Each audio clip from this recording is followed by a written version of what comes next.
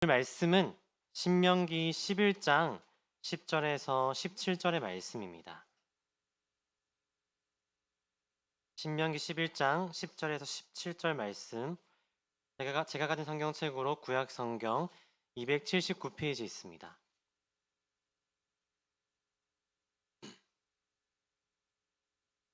신명기 11장 10절에서 17절 말씀, 함께 한 절씩 교독하시겠습니다. 내가 들어가 차지하려 하는 땅은 내가 나온 애굽 땅과 같지 아니하니 거기에서는 너희가 파종한 후에 발로 물대기를 채소밭에 댐과 같이 하였거니와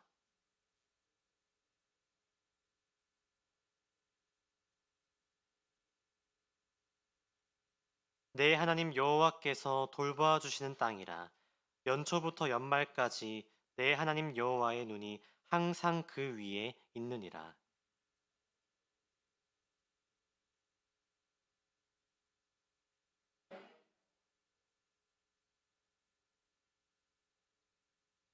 여호와께서 너희의 땅에 이른 비, 늦은 비를 적당한 때에 내리시리니 너희가 곡식과 포도주와 기름을 얻을 것이요.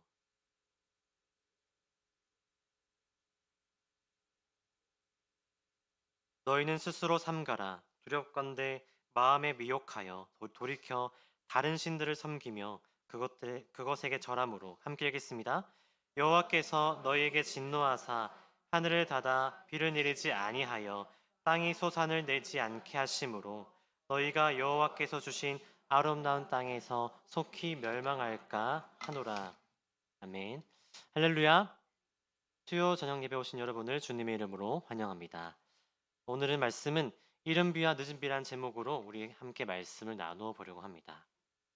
우리는 신앙생활을 하면서 하나님께서 나와 함께 하신다, 하나님께서 우리의 삶 가운데 동행하신다라는 말을 많이 사용하곤 합니다. 하나님께서 함께 하신다는 것은 어떤 의미일까요? 함께 하신다라는 말은 말 그대로 내가 분당에 있든지 서울에 있든지 장소적인 차원을 넘어서 함께 하신다는 의미도 있지만 하나님과의 친밀한 관계를 유지하며 인격적인 교제를 나누는 것을 의미하기도 합니다. 그렇다는 것은 하나님의 말씀과 뜻을 추구하며 그분을 닮아가려는 것을 의미하기도 합니다. 하나님께서는 성경에 나오는 인물들 중 많은 사람들과 동행하셨지만 그 중에서 이스라엘 백성들과 함께 하신 이야기들이 많이 나와 있습니다. 그 중에서도 애굽에 종살이하던 이스라엘 백성들을 출애굽시키시고 약속의 땅 가나안으로 그들을 인도하셨습니다. 애굽에서 430년 동안 노예 생활을 했던 그들은 아주 힘든 시간들을 보내었습니다. 애굽 사람들보다 인구가 더 많아진다는 이유로 더 많은 학대와 고초를 당했습니다.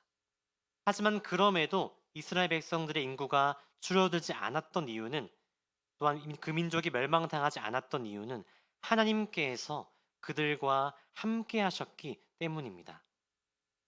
그리고 출애굽기 2장 24절 말씀처럼 하나님은 그들의 고통 소리를 들으시고 아브라함과 이삭과 야곱에게 세운 그의 언약을 기억하시어 하나님이 이스라엘 자손을 돌보셨고 또한 하나님이 그들을 기억하셨습니다.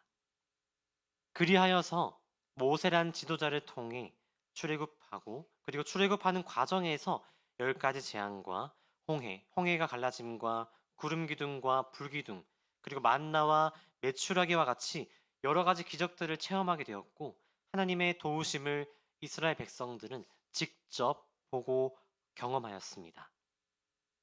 그리고 시간이 지나서 드디어 고대하던 땅, 약속의 땅, 가나안 땅에 입성하게 되었습니다. 성경에서 가나안 땅은 이렇게 표현하고 있습니다. 오늘 본문 바로 앞절인 신명기 11장 9절에서 이렇게 말씀하셨습니다. 우리 함께 말씀 읽도록 하겠습니다. 신명기 11장 9절 말씀입니다. 또 여호와께서 너희의 조상들에게 맹세하여 그들과 그들의 후손에게 주리라고 하신 땅, 곧 젖과 꿀이 흐르는 땅에서 너희의 날이 장구하리라. 아멘. 가나안 땅은 분명 젖과 꿀이 흐르는 땅이라고 하였습니다. 우리가 일반적으로 젖과 꿀이 흐르는 땅이라고 한다면은 그 땅이 아주 비옥하고 곡창지대에다가 씨만 뿌리면은 알아서 잘 자라나는 그런 땅이어야 합니다. 그런데 오늘 본문 말씀 보니까 청천벽력 같은 그런 말씀을 하고 있습니다. 우리 신명기 11장 10절에서 11절 말씀 우리 함께 읽도록 하겠습니다. 시작.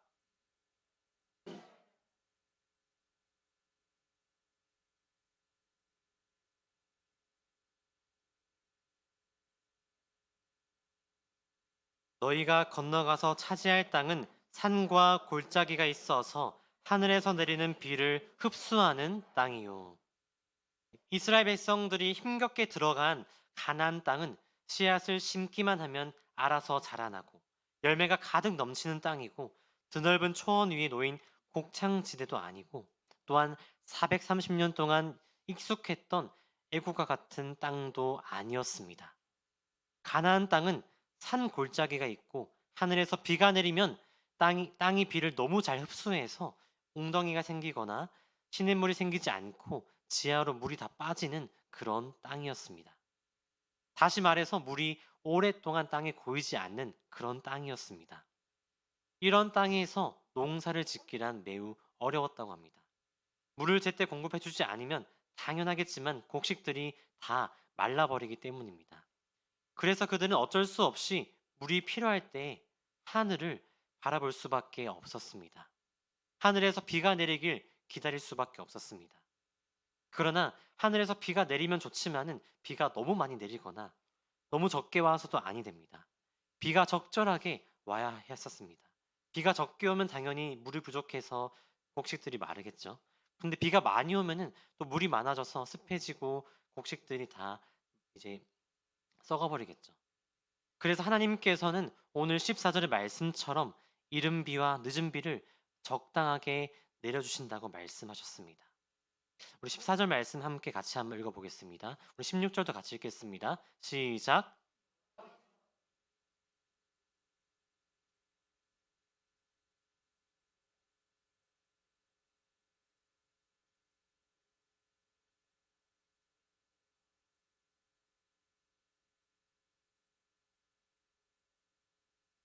우리가 방금 읽은 16절 이하의 말씀처럼 하나님의 말씀을 듣지 않고 마음에 다른 신들을 섬기면 하늘을 닫아서 비가 내리지 않게 하시어서 그 땅에서 멸망당하게 하실 수도 있다고 하나님께서는 말씀하고 계십니다. 이스라엘 백성들은 정말 많은 우여곡절 끝에 가나안 땅에 도착하였습니다. 그런데 하나님께서는 왜 이른 비와 늦은 비가 필요한 땅에 이스라엘 백성들을 그런 땅에 보내셨을까요? 출애굽기 3장 7절과 10절 말씀을 보면은 하나님께서는 이스라엘 백성들을 내 백성이라고 말씀하십니다. 여호와께서 이르시되 내가 애굽에 있는 내 백성의 고통을 분명히 보고 10절 말씀에 이제 내가 너를 바로에게 보내어 너에게 내 백성 이스라엘 자손을 애굽에서 인도해 내게 했다. 하나님께서는 그들을 이스라엘 백성들을 내 백성이라 부르셨고 사랑하는 사람들이기 때문에 또한 하나님께 속한 자이기 때문에 하나님은 그들을 쉽게 포기할 수 없었습니다. 쉽게 포기하지 않으셨습니다. 그래서 그들이 하나님을 떠나는 범죄함을 저지르지 않게 하기 위해서 또한 하나님을 계속해서 의지할 수 있도록 이른 비와 늦은 비가 필요한 땅에 그들을 보내셨다는 것입니다. 시간이 지나서 성경이 쓰여진 시대와 달리 오늘날 이스라엘에서는 이러한 문제 때문에 해수 담수 프로젝트를 계획하여서 지중해 바닷물을 식수로 변환시키는 작업을 하고 있습니다. 우리 대한민국에 살고 있는 우리는 물 부족 국가라는 이야기도 하였지만 사실 물이 그렇게 부족한 나라는 아닙니다. 그렇다면 오늘날 우리에게 있어서 여러분들에게 있어서 이른 비와 늦은 비는 무엇을 의미하고 있을까요? 하나님께서 주시는 이른 비와 늦은 비를 경험하기 위해서는 우리는 어떻게 해야 될까요? 하나님께서 주시는 이른 비와 늦은 비를 경험하기 위해서는 첫 번째로 하나님의 말씀에 순종해야 합니다. 신명기 11장 1절과 13절 말씀을 보면요. 그런즉 내 하나님 여호와를 사랑하여 그가 주신 책무와 법도와 규례와 명령을 항상 지키라고 말씀하십니다. 또한 13절 말씀에 내가 오늘 너희에게 명하는 내 명령을 너희가 만일 청종하고 너희의 하나님 여호와를 사랑하여 마음을 다하고 뜻을 다하여 섬기면 이라고 나와 있습니다. 하나님께서는 우리에게 분명 말씀하고 계십니다. 하나님께서 주신 책무와 법도와 규례, 명령을 지키고 여호와를 사랑하고 마음을 다하고 뜻을 다하여 섬기면 14절 말씀에 이른바 이른 비와 늦은 비를 적당한 때에 내려주시겠다고 하신 것입니다. 우리가 무엇을 바라고 어떤 것을 기대하기 때문에 하나님의 말씀을 듣고 살아가는 것은 아닙니다. 우리는 하나님의 백성이고 그분을 내 마음의 주인으로 삼았기 때문에 주인 되신 주님이 명령하시면 지켜야 하는 것이 바로 우리들의 의무입니다. 또한 하나님은 그들의 조상들에게 이스라엘의 조상들에게 약속하고 맹세하셨기 때문에 그들의 후손에게 그 약속을 지키실 것입니다. 다만 8절의 말씀처럼 너희에게 내린 모든 명령을 지켰을 때 그 땅을 차지할 거라고 말씀하시는 것입니다. 하나님이 내려주시는 이른 비와 늦은 비는 단 한 번만 필요한 것이 아닙니다. 농사를 짓더라도 1년만 농사를 지을 수는 없습니다. 올해만 농사를 짓는 것이 아니라 그 다음 해에도 지어야 되고 또한 그 다음 해에도 지어야 됩니다. 또한 마실 물도 필요하고 씻을 물도 필요합니다. 하나님의 때에 적절한 은혜가 없다면 우리는 살 수 없습니다. 그렇기에 우리는 하나님께서 주시는 이른 비와 늦은 비를 경험하기 위해서 주님의 말씀에 순종해야 하는 것입니다. 두 번째로 이른 비와 늦은 비를 경험하기 위해서는 비가 내릴 때까지 기다려야 합니다. 산을 보기 위해서는 어디로 가야 될까요? 산으로 가야 합니다. 바다를 보기 위해서 어디로 가야 되나요? 바다로 가야 됩니다. 그러면 비를 보기 위해선 어떻게 해야 될까요? 비가 올 때까지 기다려야 됩니다. 하나님께서는 나의 명령을 지키고 사랑하고 뜻을 다하면 이른 비와 늦은 비를 주시겠다고 말씀하셨는데 언제 주시겠다고 하셨나요? 네. 오늘 본문 14절 말씀 함께 다시 한번 읽도록 하겠습니다. 시작. 너희의 땅에 이른 비, 늦은 비를 적당한 때에 내리시리니 너희가 곡식과 포도주와 기름을 얻을 것이요. 하나님께서는 이 비를 적당한 때에 내리겠다고 말씀하셨습니다. 내가 필요한 때에, 우리가 필요한 때에 비를 내려주시겠다는 것이 아니라 하나님이 적절한 때에 알아서 비를 내려주시겠다는 것입니다. 비를 적당한 때에 내려주시겠다고 말씀하셨지만 언제 비가 내릴지는 알 수 없습니다. 오늘날은 현대과학이 발달하여서 내일과 모레 아니면 약 일주일 정도 날씨를 예상할 수는 있지만 그러나 이마저도 사실 정확히 예측할 수는 없습니다. 이 기상뿐만 아니라 우리는 우리의 미래를 알 수가 없습니다. 그저 말씀과 기도를 통해 하나님이 우리에게 말씀하시는 바가 무엇인지, 이른 비와 늦은 비가 언제 내려주실지 그저 기다릴 수밖에 없다는 것입니다. 말씀을 붙잡고 기다릴 수밖에 없습니다. 이른 비와 늦은 비. 여기서 말하는 비는 하늘에서 내리는 비만을 의미하지는 않습니다. 하나님께서 약속하신 그때를 기다리는 것, 또한 이른 비와 늦은 비를 기다리는 것이 이와 같습니다. 창세기 12장 2절 말씀에 이렇게 나와 있습니다. 내가 너로 큰 민족을 이루고 내게 복을 주어 내 이름을 창대하게 하리니 너는 복이 될지라. 하나님께서는 아브라함에게 이렇게 말씀하셨습니다. 너의 고향과 친척과 아비의 집을 떠나서 내가 내게 보여줄 땅으로 가라 하셨고 그리고 아브라함을 통해서 큰 민족을 이루겠다고 말씀하셨습니다. 약속하셨습니다. 그러나 여러분들 혼자서 큰 민족을 이룰 수 있나요? 혼자서는 큰 민족을 이룰 수가 없습니다. 큰 사람이 될 수는 있지만은 큰 민족을 이룰 수가 없습니다.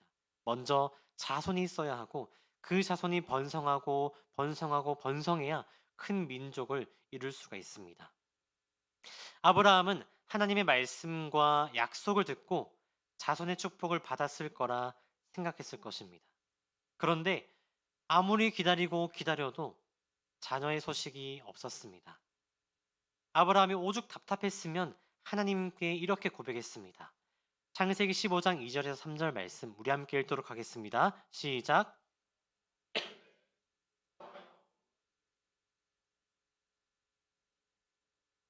나의 상속자는 이 다메섹 사람 엘리에셀이니이다.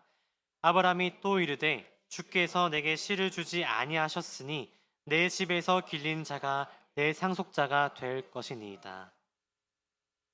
아브라함은 너무나 답답해서 나의 이 상속자는 나의 자손이 아닌 내 배에서 나온 자손이 아닌 나와 함께했던 다메섹 사람 엘리에셀이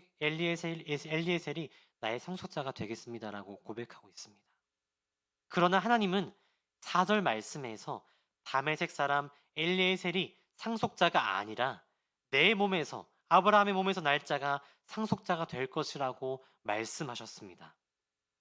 그러면서 두렵고 답답한 마음을 가진 아브라함에게 다시 한 번 더 말씀하셨습니다. 그리고 창세기 15장 5절 말씀이 이렇게 말씀하셨습니다. 그를 이끌고 밖으로 나가 이르시되 하늘을 우러러 무뼈를 셀 수 있나 보라. 또 그에게 이르시되 내 자손이 이와 같으니라. 하나님께서는 아브라함에게 다시 한 번 더 너를 통하여서 큰 민족을 이룰 거라고 말씀하셨습니다. 약속하셨습니다. 그리고 동물들과 새를 제물로 하여서 하나님과 다시 아브라함은 언약을 맺습니다. 전능하신 하나님께 직접 말씀을 듣고 약속도 받았지만 시간이 지나면서 아브라함의 마음은 두려워졌습니다. 그때 다시 한 번 더 하나님께서 아브라함의 마음을 붙잡아 주신 것입니다. 말씀하신 약속을 다시 한 번 더 확증하셨고 언약까지 세우셨습니다. 그러면 이젠 어떻게 해야 될까요?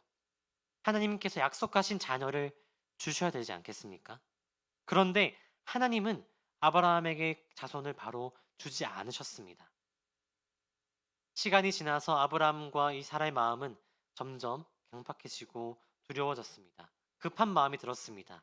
그때 아브라함의 아내 사라가 꾀를 내어서 자신의 여종과 아브라함이 동침하게 만듭니다. 그런데 우리 하나님께서 원하셨던 방법은 아브라함과 사라의 몸에서 태어난 아들이었지 아브라함과 하갈의 몸에서 태어난 아들 이스마엘을 원하지 않으셨습니다. 하나님께서 적절한 때에 내려주시는 이른비와 늦은비를 기다리는 시간은 힘들고 괴로운 시간입니다.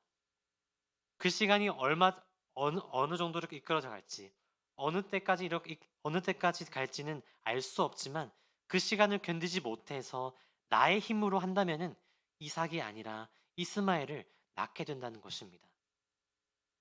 사사기 시대를 지나서 사무엘상 8장에 들어와서 이스라엘 백성들은 하나님께 이렇게 요구합니다. 다른 나라들과 같이 자신들에게도 왕을 세워달라고 이야기합니다. 이스라엘 나라에게 사람의 왕이 없었던 이유는 무엇입니까? 이스라엘의 왕은 사람이 아니라 바로 하나님이시기 때문이었습니다. 그런데도 이스라엘 백성들은 자신의 요구를 사무엘을 통해서 하나님께 이야기합니다. 그때 하나님께서 하시는 말씀이 사무엘상 8장 7절 말씀인데요. 우리 함께 읽도록 하겠습니다. 시작.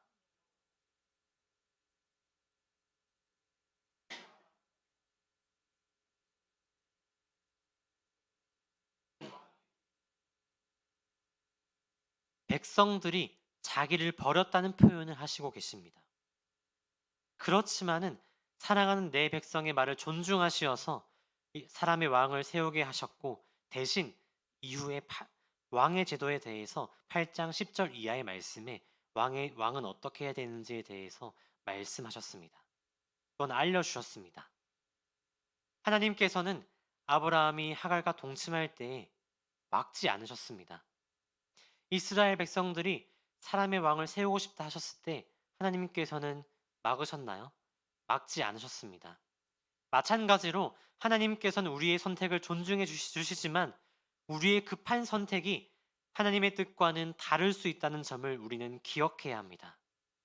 그렇게 해서 나온 결과가 내가 스 그렇게 해서 나온 결과는 내가 스스로 땅에 물을 부은 것이지 하나님이 내려주신 비가 아니라는 것입니다. 그렇기 때문에 우리는 하나님이 내려주시는 비가 내릴 때까지, 그 비를 내려주실 때까지 우리는 기다려야 한다는 것입니다. 물론 하나님의 뜻과 때가 언제인지 무엇인지 정확하게는 알 수 없습니다. 그렇기 때문에 우리는 말씀과 기도로 주님의 뜻이 무엇인지 묻고 기다려야 한다는 것입니다. 세 번째로 이른 비와 늦은 비를 경험하기 위해서는 이른 비와 늦은 비가 내리는 곳으로 가야 합니다. 오늘 본문 10절 말씀에 이렇게 나와 있습니다. 내가 들어가 차지하려 하는 땅은 내가 나온 애굽 땅과 같지 아니하니 거기에서는 너희가 파종한 후에 발로 물대기를 채소밭에 댐과 같이 하였거니와. 오늘 본문에서는 가나안 땅은 애굽 땅과는 다르다고 말씀하십니다. 애굽의 땅은 물이 가득하고 풍부한 곳입니다. 그런 곳에서는 이른 비와 늦은 비가 필요가 없습니다. 하나님께서 내려주시는 비를 경험하기 위해서는 애굽을 떠나야 합니다. 죄악 가운데 떠나서 하나님의 품으로 가야 합니다. 하나님이 원하시는 곳으로 가야 합니다. 주님의 뜻이 있는 곳으로 가야 합니다. 그곳이 설령 애굽보다 농사짓기 어렵고 비옥한 땅은 아니더라도, 다시 말해서 내가 살기 편한, 내가 원하는 삶은 아니더라도 주님이 원하시는 그 땅에, 가나안 땅에 가야 한다는 것입니다. 그래서 그곳에 내리시는 이른 비와 늦은 비를 경험할 수 있다는 것입니다. 우리는 우리의 삶에서 하나님의 도우심과 하나님의 손길을 간구하고 갈구할 때가 있습니다.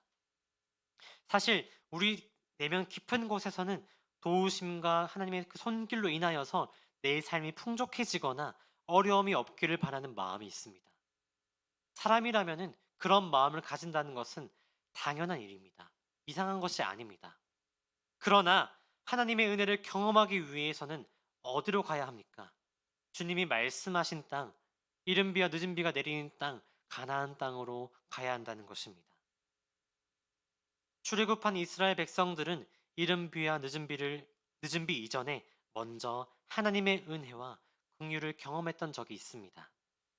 출애굽하고 나서 그들이 배고플 때 하나님께서는 적절한 시기에 만나를 내려주셨습니다. 만나를 먹고 싶을 때 만나를 마음대로 저장할 수는 없었습니다. 만나를 먹을 수 있는 방법과 시기 등을 조절해서 적절하게 그들에게 알려주셨고 적절하게 그들에게 공급해 주셨습니다. 이스라엘 백성들이 만나를 질려하자 이제는 메추라기를 보내셨습니다. 그리고 밤에는 불기둥으로, 낮엔 구름 기둥으로 그들을 지켜주셨습니다.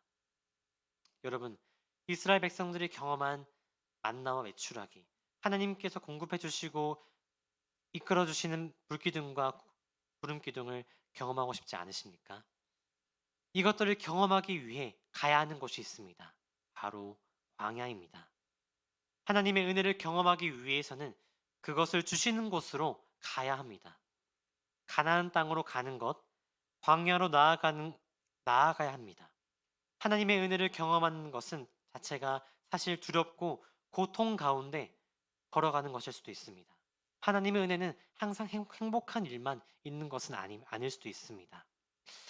베이직 교회 조정민 목사님은 이 고통에 대해서 고통이 없는 게 좋은 것만은 아니라고 말씀하셨습니다. 고통이 있다는 것은 생명이 있는 것이고 살아있는 증거라고 이야기하셨습니다. 사랑하는 성도 여러분, 서론 부분에서 말씀드렸지만 하나님께서는 왜 가나안 땅과 같은 땅을 이스라엘에게 주셨을까요? 하나님께서는 왜 가나안 땅과 같은 땅을 이스라엘에게 주셨을까요? 좀 더 좋은 땅, 비옥한 땅, 자급자족할 수 있는 땅을 주셨으면 좋았을 텐데, 이와 같이 우리도 전지전능한 하나님의 자녀이고 백성인데, 전지전능한 하나님의 자녀와 백성이 부족하고 모자란 삶을 살아간다는 게 말이 될까요? 하나님께서는 우리에게 모든 것을 허락하지 않으시고 풍족한 삶을 주지 않으시고 조금 부족한 상황을 주시고 내 삶에 문제를 주시고 나에게 기도 제목을 주신 이유는 적절한 때에 하나님께서 이른 비와 늦은 비를 내려주시기 위함이라는 것입니다. 내 삶에 하나님께서 직접 개입하시고 직접 공급하시기 위함이라는 것입니다.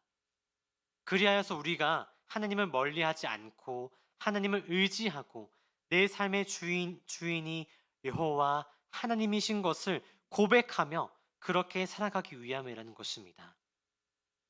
신명기 10장 16절에 이렇게 나와 있습니다. 그러므로 너희는 마음에 할례를 행하고 다시는 목을 곧게 하지 말라 라고 말씀하십니다. 이 말씀은 내적으로는 여호와를 경외하고 사랑하고 외적으로는 하나님의 규례와 법도를 지키라라고 말씀하고 계신 것입니다.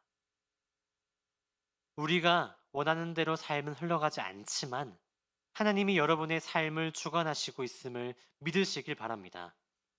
여러분의 삶이 내 마음대로 흘러가지 않고 내 의도와 다르게 흘러가더라도 하나님을 붙잡고 나아간다면 하나님께서 분명히 적절한 때에, 그때는 알 수 없지만 적절한 때에 이른 비와 늦은 비를 내려주실 것을 기대하며 기다리며 이 시간 함께 주님께 나아가시는 우리 성도님들 되시길 간절히 소망합니다. 우리 함께 기도하겠습니다. 하나님 감사합니다. 이 시간 가운데 하나님께서 주시는 적절한 때에 주시는 이른 비와 늦은 비를 우리가 경험하기 원합니다.